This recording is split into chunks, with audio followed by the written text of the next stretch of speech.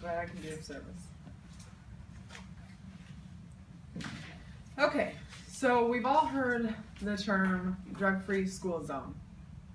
And when we think of this law, we might think of our kids being protected from drugs in and around our schools. Drug-free school zone laws are amongst the most long-standing sentencing policies in America's war on drugs. In 1970, 12 years before Reagan introduced the term war on drugs, Congress passed a law that increased sentencing penalties for drug offenses near schools. The idea behind drug-free school zones was that trafficking posed a danger to our children. Since 1970, all 50 states have drug-free school zone laws. These laws include not only schools, but as well as colleges, bus stops, public parks, YMCAs, and skating rinks. The Sentencing Project, which is a Washington, D.C. based research and advocacy center working to reduce the use of incarceration in the United States and to address racial disparities in the criminal justice system, did an article on this subject. And they listed all 50 states and the rules and regulations that pertain to the drug-free school zone law. And they said in 9 states, including Alaska, Arkansas, Arizona, Connecticut, Indiana, Minnesota, New Mexico, Michigan, and Oklahoma, a simple possession charge in school zones school zones get more prison time. And just for example, I've listed a few of these states and the policies that go along with the drug-free school zones. In Alabama, they have a 15,460 foot zone, which is almost 3 miles in and around schools, colleges, and public housing. The penalty is a 5-year with no parole. Georgia has a 1,000-foot zone around schools, parks, playgrounds, recreation centers, and public housing, and their sentence is up to 20 years and $20,000 in fines.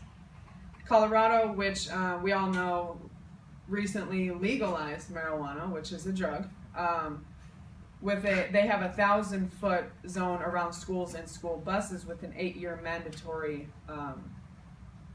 minimum.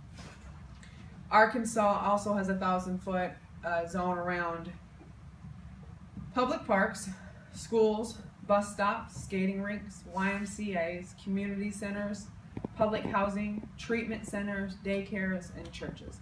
And theirs is a 10-year additional sentence to the original sentence of the crime. Oklahoma has a 2,000-foot zone around schools, parks, public housing, daycares, and that holds a 2 times maximum sentence. Now, if you notice that most of these zones pretty much cover the entire city. So there's not very many cities that don't have a school zone within the city limits. So basically, if you're in the city, you're in a school zone, and the fines and the penalties are doubled or maximized. None of these policies state a plan to directly help our children in school. The policy is focusing on stronger penalties for drug dealers. So I took it upon myself to research the behavioral plans for schools in our area, and I found that Tulsa Public School does have a behavioral plan for students in school. And some of these, the rules and the guidelines are, well, first I'll go over the rules that if broken, there's a behavioral plan set in place. Skipping class, cheating, failure to follow rules, disrespect, profanity, insubordination, gambling, gang symbols, inappropriate dress, and last but not least, inappropriate personal property, assuming that drugs be one of them.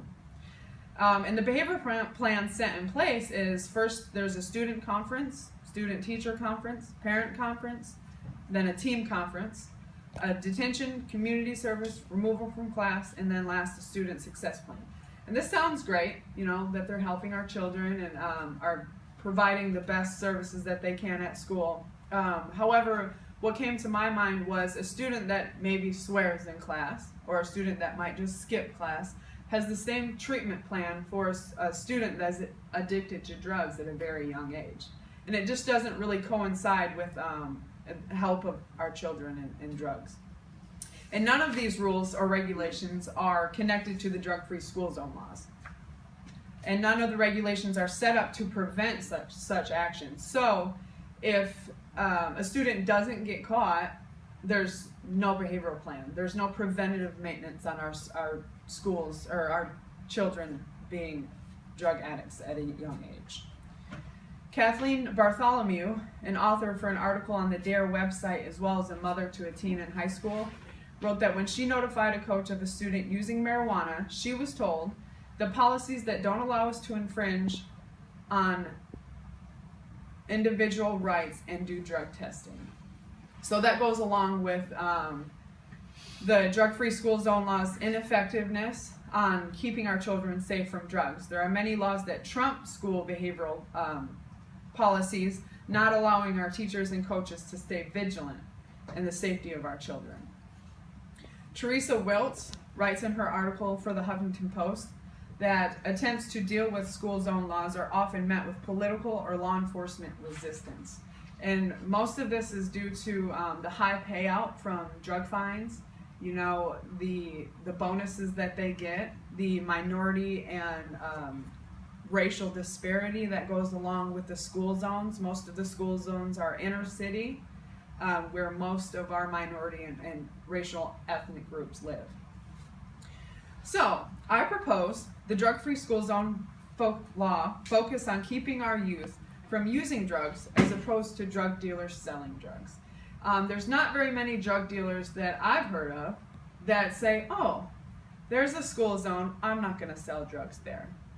If you're already a drug dealer, there's pretty much either you do it and you don't care kind of policy. If you're a drug dealer, you don't care that you're going to go to prison, let alone go to prison for 10 more years than you probably originally would. Mandatory drug tests for high school students, drug treatment plans, and training for teachers and coaches specifically for drug abuse is just the beginning of what we can do for the future of our country. Thank you.